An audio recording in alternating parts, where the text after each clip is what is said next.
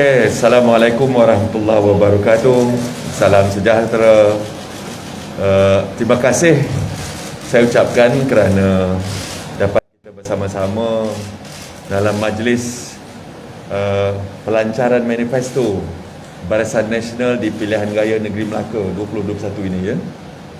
Kita telah lancarkan tadi dengan secara hybrid kerana mengambil kira arahan dan juga SOP yang dikeluarkan oleh SPR semasa berkempen ini. Jadi kita perlu mengikut arahan, maka melancarkan manifesto ini dibuat secara hybrid dan disiarkan secara langsung ke seluruh negara. Manifesto ini merupakan manifesto ataupun aku janji yang dibuat untuk kita memberikan suatu janji kita kepada rakyat Melaka bahawa tidak akan ada kemakmuran jika tidak ada kestabilan, dan kestabilan ini merupakan kunci utama kepada apa sahaja kita nak lakukan, kerana kestabilan politik akan menjadikan kerajaan yang ditubuhkan itu nanti sebagai kerajaan yang boleh memberikan fokus kepada untuk ketujuan mensejahterakan dan memakmurkan rakyat dengan cara untuk membangunkan negeri dengan tersusun dan teratur. Jadi itu sebabnya kita punya manifesto kita, tajuknya ialah kestabilan demi kemakmuran. Mesti ada kestabilan, mesti ada kestabilan politik, kestabilan perpaduan dan kestabilan rakyat yang perlu kita wujudkan. Dan dengan itu kerajaan negeri Melaka yang baru nanti akan dapat mengurus negeri dengan baik, urus tadbir yang baik, dan dengan urus tadbir yang baik kita akan dapat magunkan negeri, dan hasil daripada pembangunan yang dirancang begitu baik akan mendatangkan kesejahteraan kepada rakyat. Itu sebabnya kita buat kestabilan demi kemakmuran, iaitu stability for prosperity, kita punya tajuk ya. Jadi ada 5 teras yang telah kita lancarkan tadi, iaitu kestabilan politik, dah lupa dah. Kestabilan politik, nombor 2 lonjakan ekonomi, nombor 3 kecakapan tadbir urus. Itu kecakapan tadbir urus mesti ada. Kalau macam mana baik pun organisasi tapi tidak diurus dengan baik, kita tak akan mana. Kita tak akan boleh menuju ke depan. Kita tak boleh mengurus dengan baik, organisasi akan gagal juga akhirnya.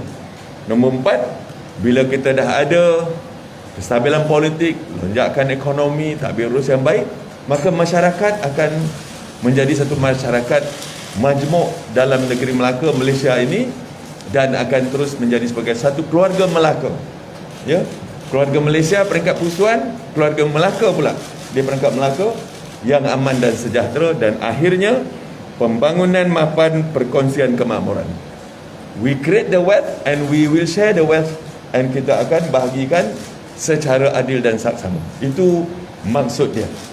Kestabilan ada, negeri boleh diurus dengan baik, kemakmuran akan wujud, masyarakatnya makan sejahtera, dan di situ kita akan berkongsi bersama hasil daripada pembangunan dan kemakmuran yang dicapai oleh negeri, insyaAllah.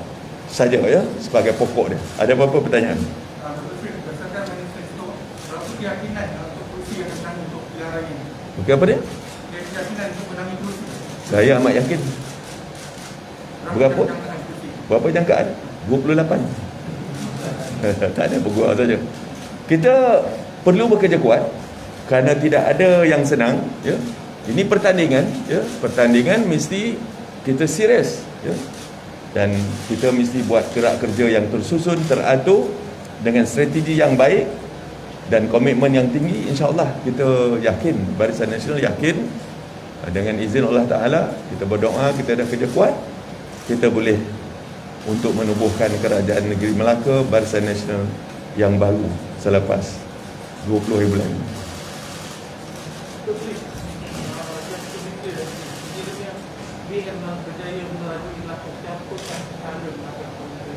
Saya dah sebut dah bahawa kita punya CM designate, okay?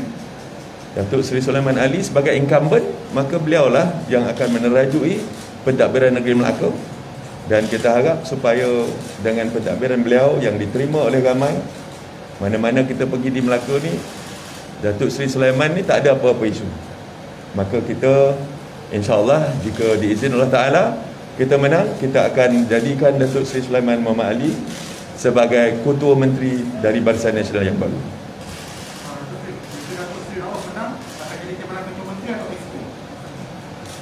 Itu terpulanglah keadaan dia. Yang pentingnya siapa ketua menteri je. Dia nak jadi adun biasa pun boleh, dia nak tak ada apa-apa pun boleh je. Okey.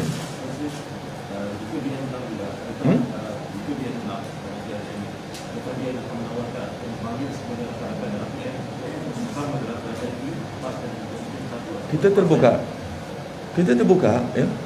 Tetapi seperti yang saya sebut, kita mesti jadi ada suatu parti trust yang boleh menubuhkan kerajaan.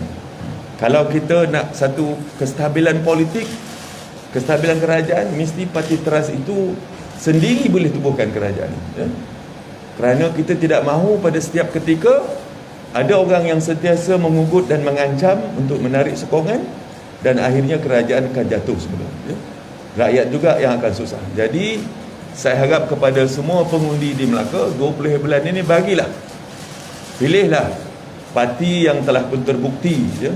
Kita dah ada track record, kita dah ada, kita punya orang kata track record yang lama, dan bagi kepada satu parti trust, iaitu Barisan Nasional, untuk mentadbir Melaka. Kepada soalan selepas kita boleh menubuhkan kerajaan, kalau ada rakan-rakan yang mahu bersama dengan kita, no issue. The more the merrier. Lebih ramai lagi baik. Tetapi kita tidak mahu wujud satu keadaan di mana kita, kerajaan sentiasa diugut setiap hari. Setiap pagi Ketua Menteri bangun tidur, dia memikirkan sama ada dia masih ada lagi majoriti ataupun tidak. Itu tidak baik ya. Bagilah orang lain tanya. Oh, itu memang salah satu daripada kita punya aku janji. Kita akan buat. Tetapi sebelum ini belum ada enactment. Kita buat aku janji antara parti dengan calon-calon kita. Ada SD, ada Services Agreement, ada macam-macam. Ada 3 dokumen yang mereka sign, tanda tangani, dan jika mereka, saya rasa mereka tak ada siapa yang akan tarik dia. Kerana watertight ataupun dia amat ketat. Dia punya dokumen yang kita letakkan, dan sesiapa yang fikir nak tarik diri jika mereka menang, selepas menang, kerana dia amat susah lah untuk mereka untuk mampu ya, untuk mereka menunaikan apa yang ada dalam agreement tersebut. Ini untuk kita memastikan supaya tidak ada siapa yang melompat-lompat selepas ini. Bukan sebab parti sangat, tapi rakyat yang akan menjadi mangsa ya. Rakyat diheret dalam isu politik. Itu yang kita katakan, kita mesti ada kestabilan politik untuk kita memakmurkan negeri. Sebagai pengarah jentera Peranaya DN, mungkin ada keadaan seperti ini agak luar biasa SOP-nya. Bagaimana dengan jentera-jentera pergerakan sejak itu perlu berhati-hati? Saya nak komen sikit lah pasal SOP ni, dah melampau sangat ketatnya. Seolah-olah kita tak boleh buat apa pun ya. Lebih baik kita tak payah ada pilihan raya ya. Hantar ke rumah tak boleh, itu tak boleh, semua tak boleh. Lebih baik kita main bertepuk bertampar kat rumah sajalah ya. Saya heran lah kerana kita dapat laporan jentera kita tak boleh pasang bendera, itu tak boleh, ini tak boleh. Tidak boleh ada bilik gerakan di pusat daerah mengundi, PDM.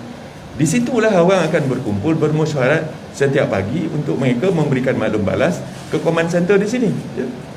Jadi saya harap supaya SPR memikirkan semula, dan susah sangat, tak usah overzealous sangatlah ya. Kerana sampai ada ambil kad pengenalan, mengugut macam-macam ya. Jentera kami di Akawumbi trauma, terutama yang orang perempuan, bila dah diambil nama apa semua kan, takut. Itu sebabnya kita lihat bahawa tak banyak bendera BN yang dinaikkan, poster-poster, kerana Masing-masing dah takut nak keluar. Ini amat sedih sekali lah. This is very sad case. Ya. Kita nak mengamalkan dan kita nak meraihkan amalan demokrasi di negara ini. Tetapi dalam masa yang sama kita faham kerajaan perlu mengekalkan SOP yang ketat untuk pastikan supaya jangkitan COVID-19 ini tidak mengebak. Kita faham, tidak ada ceramah, kita faham. Tapi takkanlah nak menghantar handbill ke rumah pun tak boleh. Tak boleh berjalan walkabout di pasar, di tempat kedai kopi. Saya rasa ini, saya minta supaya diberikan kelonggaran sikit lah ya. Kerana dia tak memeriahkan pilihan gaya. Dan kita faham juga kekangan yang dihadapi oleh kerajaan. Jadi saya harap supaya fikirkan baik-baiklah SPR dan pihak kementerian-kementerian yang lain, fikirkan elok-elok supaya kita dapat mencapai suatu keadaan di mana kita tidak mengekang aktiviti untuk bergerak untuk pilihan raya ini. Dalam masa yang sama, kita nak pasti supaya jangkitan COVID-19 ini dapat ditangani dengan baik, insyaAllah. Dan kempen itu akan dibawa secara hybrid sepanjang perjalanan perjalanan. Ya, dibuat, tinggal lagi kita bukan di Kuala Lumpur ataupun Petaling Jaya. Banyak kampung-kampung, estate-estate kat sini susah juga. Ya. Saya harap supaya untuk bertemu pengundi di rumah, tapi yang datang tu tak boleh lebih pada 2 orang, boleh. Kan boleh dah. Apa salahnya kan? Kalau tak boleh, macam mana kita nak berkempen? Ya? Ini mesin kempen. Kita benarkan berkempen, tetapi dengan syarat meminimalkan orang yang terlibat dan orang yang terbabit. Boleh kita buat. Kita buat dah berjaya. Slim River misalnya ya, di Slim, pilihan raya kecil Slim, pilihan raya Cini, UMNO dan Barisan Nasional orang kata mengambil SOP ini dengan serius. Itu sebab tak ada apa-apa insiden di sana. Tak boleh berceramah, kita tak buat ceramah besar-besar. Tetapi kalau nak berjalan ke rumah pun tak boleh. Itu yang dah disebut too much lah ya. Saya merekodkan rasa kecewa kita lah selaku pengarah pilihan raya.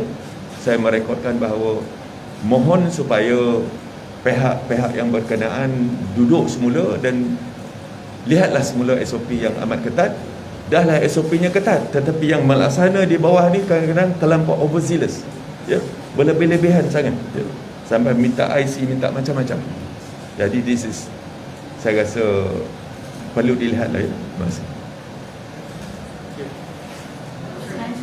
Mungkin akan diberi kepada pengundi yang rasa tak nak keluar mengundi sebab mereka rasa ahli polis tak nak keluar di negeri kami, kerana rasa kesan itu akan sama juga. Tak ada, dia terkesan takkan sama. Kesan dia kesan yang akan membawa perubahan. Kerana kita nak capai kestabilan politik. Saya harap supaya pengundi di Melaka keluarlah mengundi. Janganlah takut, ikutlah SOP ya. Ikut SOP dan kita pastikan supaya kita jaga penjarakan, pakai face mask dan jangan bersalam dengan orang. Dan selepas ambil mengundi terus balik. Ya. Tak ada isu ya. Vaksin pun dah meningkat. Itu pun tujuan kita untuk mula-mula dulu kita kata nak mencapai tahap herd immunity kan, tapi sekarang dah 90 lebih dah. 96% orang yang telah dapat double vaksin. Dah masuk pula sampai booster pula dah kan. Jadi kalau di Slim River dan juga di Cini belum ada vaksin pun, tak ada vaksin masa tu. Tapi tidak ada pula kluster Cini, kluster Slim tak ada. Sekarang kita dah ada dah. Dah 96% orang divaksin. Dah bermula pula third vaksin. Kanak-kanak pun atau budak sekolah dah mula divaksin. Saya yakin dulu suruh kita percaya vaksin, tapi sekarang tak boleh keluar rumah lagi. Jadi nak percaya vaksin ke tidak?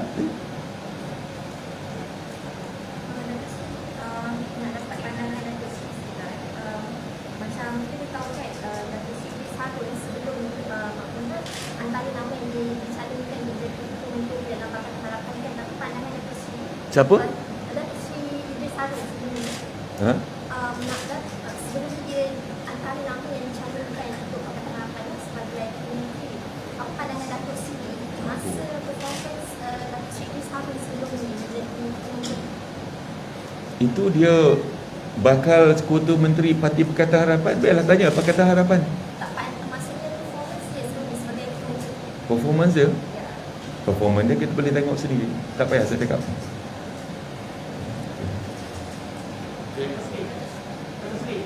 Tadi dalam ucapan Menteri yang sebut Parti Nasional tidak akan terima tatak berprinsip kan. Tapi kita tengok dalam calon yang senaraikan dalam gerakan kali ini ada perjalanan lah juga dengan kompak. Dia dah lama masuk parti kan? Dia dah lama, dah 1 tahun lebih dia masuk sebagai ahli UMNO. Lagipun dia dulu daripada UMNO. Jadi tak ada isu lah kan. Kita turunkan dia kandidat ini sebagai ahli UMNO. Dia dah lama dah ya? Dah 1 tahun lebih dia menjadi ahli UMNO, kembali semula kepada UMNO.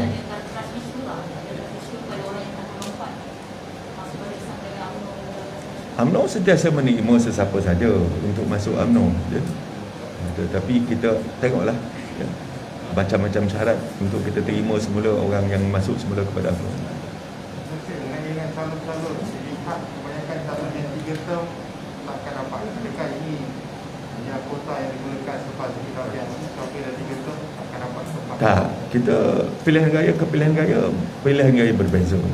Tapi di Melaka ini secara kebetulan pula kan. Jadi kita telah pun berjanji saban tahun kita bercakap di Perhimpunan Agung UMNO, kita mengatakan nak meremajakan parti. Jadi meremajakan bukan dari segi usia saja, tapi meremajakan dari segi gerak kerja, dari segi strategi dan macam-macam. Kita tak mau terkongkong dalam satu orang kata ruang lingkup yang sama, orang boleh baca kita. Jadi tujuan kita tak nak orang baca langkah kita.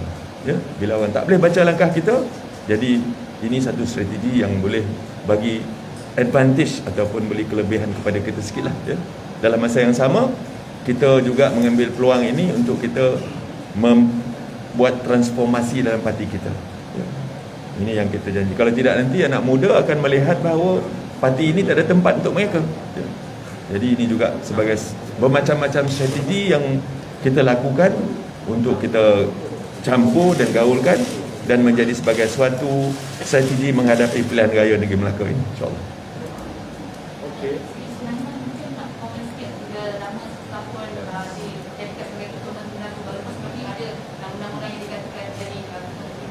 Dia tak payah komen, saya dah beritahu. No, I got no comment on the show. Seperti yang penting juga kerja pilihan raya kena buat dulu. Soal ketua menteri tak timbul. Ya. Menang. Kalau tak menang, macam mana jadi ketua menteri? Okey. Ada apa-apa lagi? Nak ada apa-apa lagi nak tanya? Kau nak tanya lagi? Ha? Tak tanya 5 tahun tu cukup ke nak sempurnakan manifesto tu? Cukup.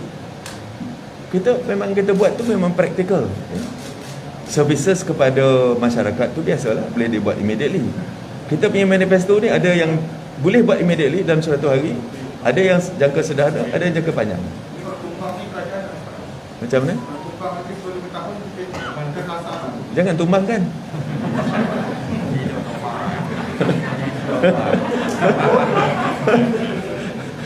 Kalau tak nak tumbang, jangan tumbangkan. Mana tahu ada usaha lagi bukan?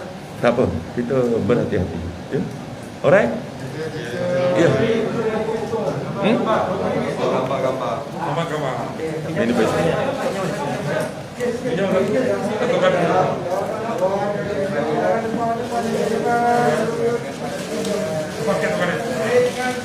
Sekali.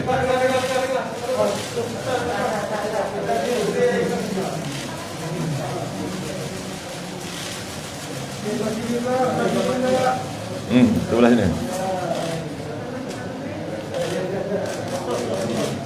Okay. Alright. Cukuplah ya. Banyak warna gambar.